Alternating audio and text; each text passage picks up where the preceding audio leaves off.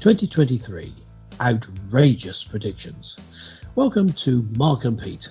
Here are some thoughts. The new year brings many a celebration, dismantling each tatty Christmas decoration. The economy experiences more stagnation, but the egos of politicians see greater inflation. King Charles prepares for his coronation and then quickly considers abdication. Prince Harry looks for a spare adaptation. Instead, it's an example of recycled pulverization. The church calls time with a proclamation and closes all the doors of every congregation. Environmentalists are glued to every gas station as they spark a new fuel of human biodegradation. Jeremy Clarkson issues his latest Meghan elucidation, then she poo-poos his work with festering fertilization. The Labour Party proposes more reforms to energy liberation, and the House of Lords is the solution for burning fossilization. The UK government opens old coal pits in complete desperation, but sells holes to the public to give them new accommodation. Matt Hancock is captured and returned to wild forestation, but he eventually escapes and ends up running the nation. God considers migrating to Britain with much jubilation, and then he prefers a better life in total hell and damnation. Clergyman Pete, yes, those are my predictions for 2023. I ask you, what do you think about the year ahead? Well, businessman Mark, I have some thoughts about what's going to happen based on what we've seen in the previous year.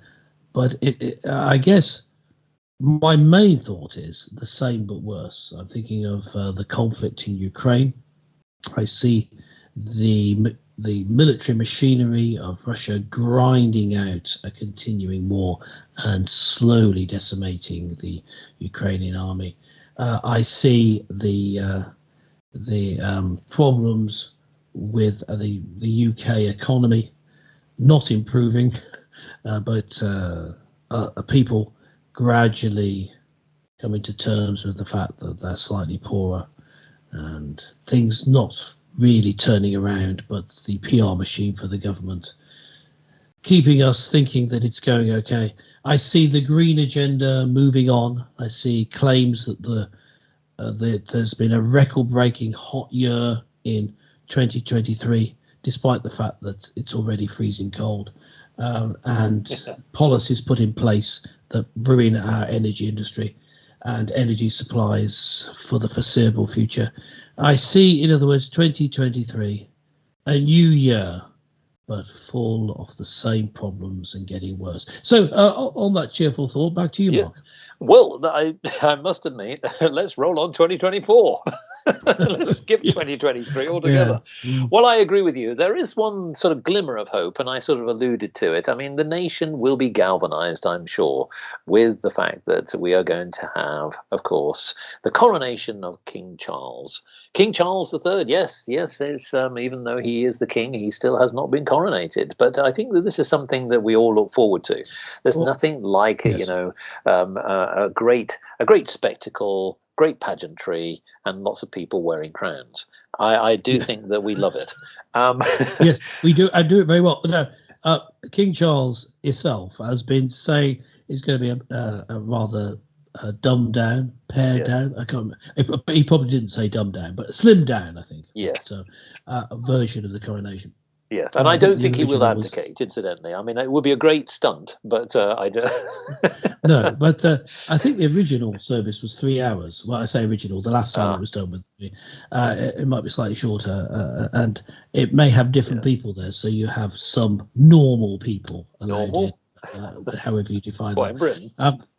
But the funeral for the Queen was a great coming together moment. People seem to remember. I saw many examples of this across media and social media. People seem to remember what it meant to be British, and they recovered some of that dignity and some of that backbone.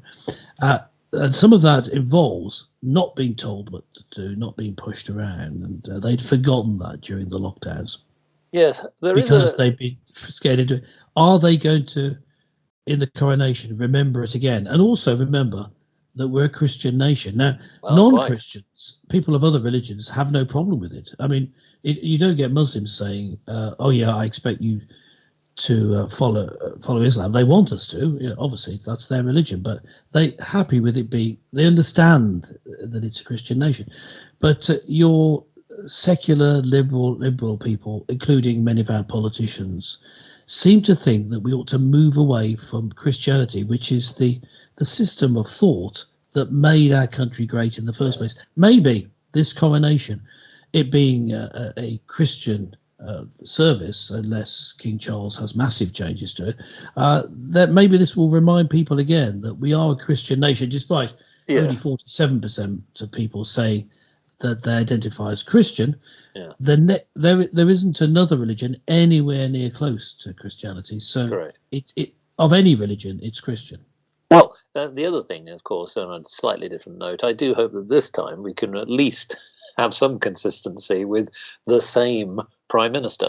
2022 saw... What is your... Well, this is meant to be predictions. Well, so will there be one Prime Minister? I predict woefully that we will have the same one, and that's that. Unfortunately, as a counter argument, is a case for saying, look, could we at least swap him? But it's good that it's one, just at least one, but we need some point of consistency. But here's the other thing. I mean, I know that people have predicted that the UK economy is going to be bad, and I think it will be tough. It will be tough for a number of people. What I'm worried about, probably more importantly, and you slightly alluded to it, is again more divides across society.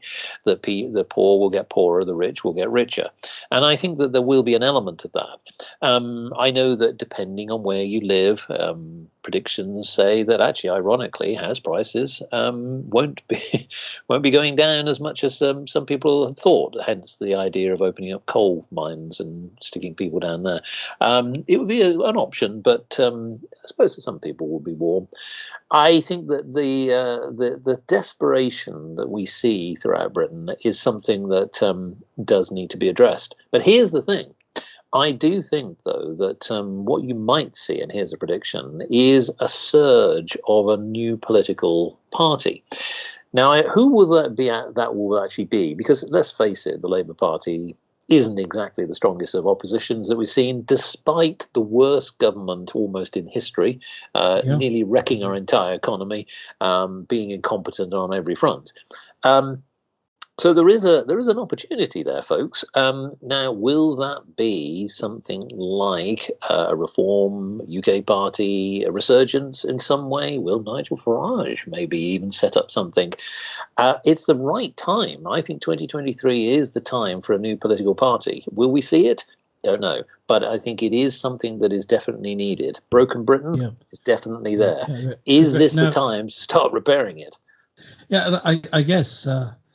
as the clergyman of the two, you the businessman, I'm the clergyman, just to remind you, I suppose I should say something about the religious state and what I think is going to happen with it.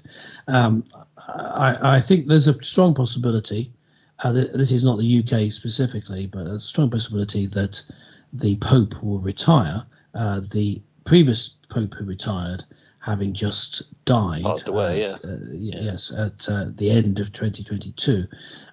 He has previously stated, the current Pope Francis has previously stated that this set a precedent. Another Pope had resigned 600 years earlier, but in modern times it set a precedent that a Pope could retire, and he thought it should be the way they proceed. Now, he was in his 90s, the Pope who died. The current Pope Francis, is 88. So I just have a feeling that his predecessor, having died, he may well now look to be retiring himself in 2023. Who will his replacement be? Will it be a dynamic young Pope who can revitalise the Church? In terms of the Church of England, the church that I'm a member of and a minister in, my prediction for 2023 is what we might call more descent into wokery. Yes. Although the bishops, the leaders in the Church of England, the people in general, some exceptions, of course, are very nice people and good at their job as laid out for them. So this isn't a criticism of the people in your. They've been recruiting and having the job spec subtly changed to being that of a manager, and they're managing, it seems, deliberate decline in the church. What we need is leadership in the same ilk that you talk about politically. We need it politically. We need it religiously. We need strong, dynamic leaders. We need courageous men and women. We don't. You see, there's a saying by I think by Rushduni, the theologian, that that in difficult times you need. He was just talking about men. You need brave men, not careful men.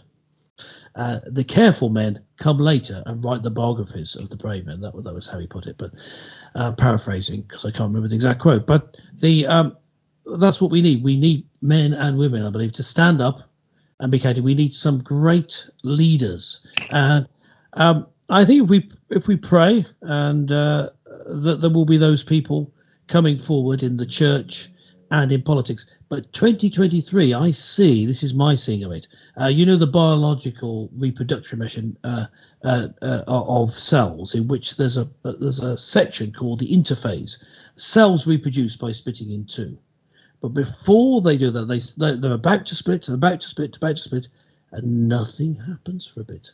But what's actually happening is a whole new nucleus is being produced for the second cell, because they're split into two. And that's called the interphase. Nothing's happening because it used to be believed nothing was happening. In other words, I think 2023 is going to be an interphase.